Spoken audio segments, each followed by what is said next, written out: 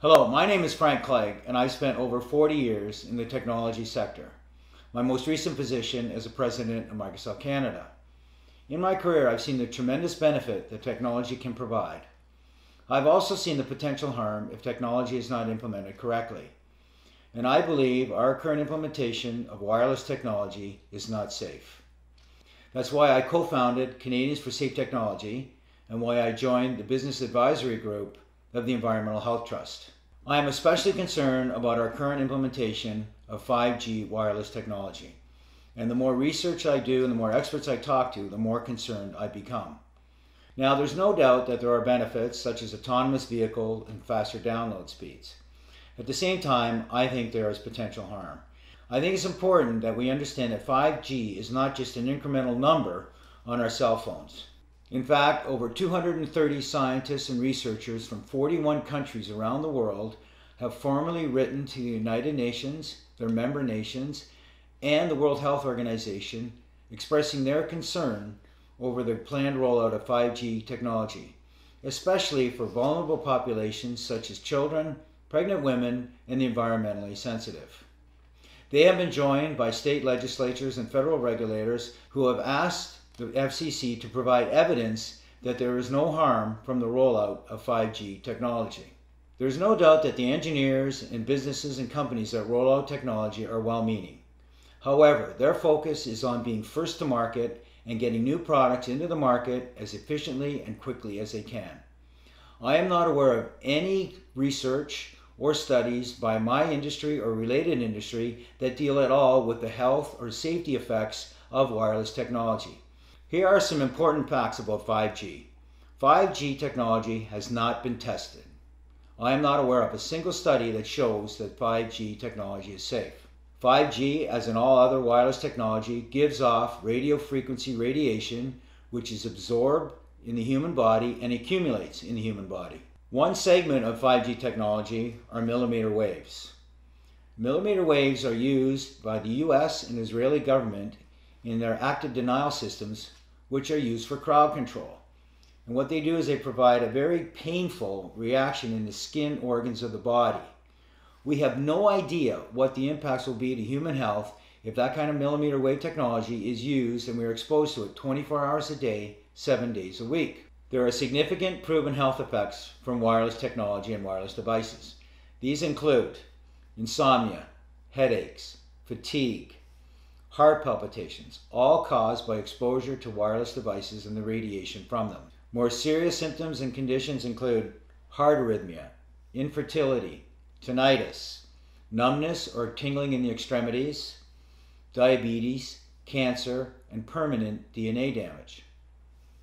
Mental health is also impacted, with increased anxiety, depression, rises in ADHD and autism, mood swings, and emotional instability. In fact, all of these health factors and conditions have risen exponentially over the last 30 years, and hundreds of studies that show proof of biological harm from wireless devices.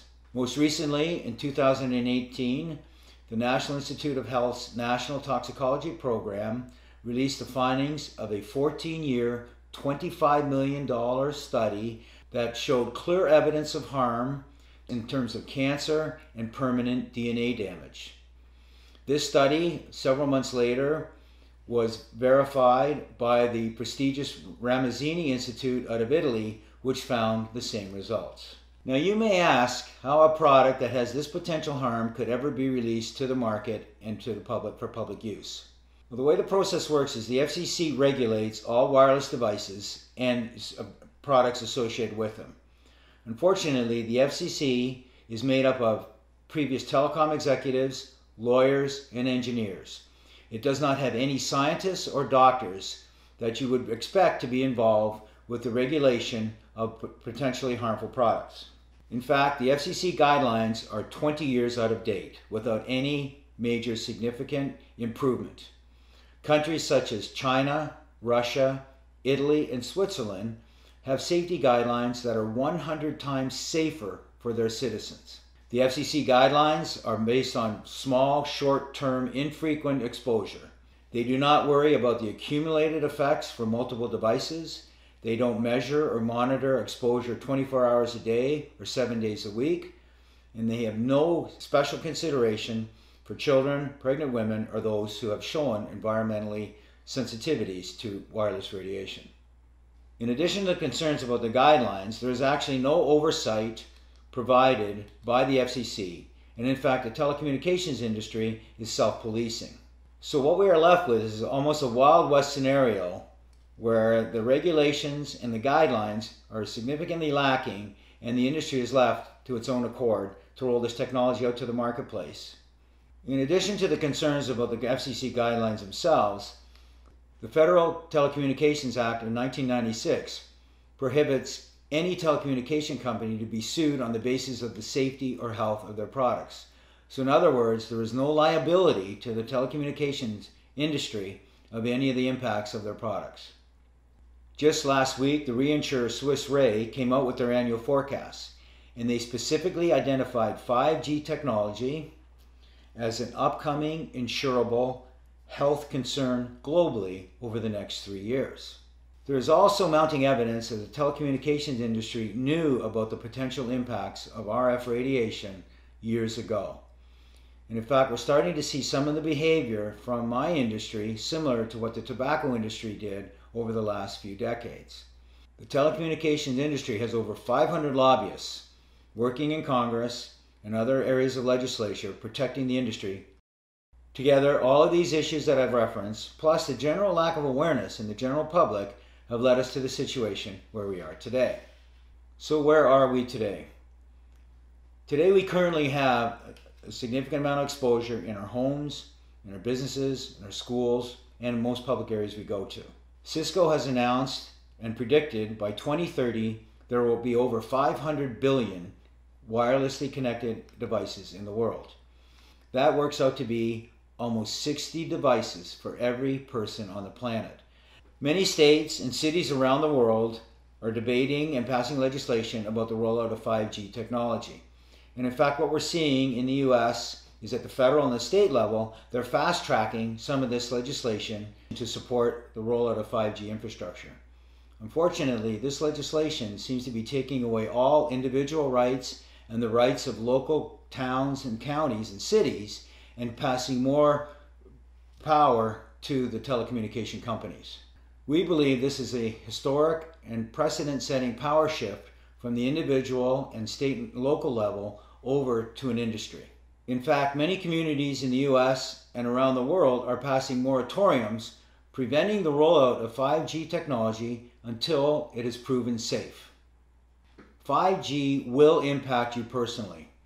There are designs that show the requirement for small cell 5G antennas as close as every third house in the neighborhood and could be as close as every 500 feet in public areas.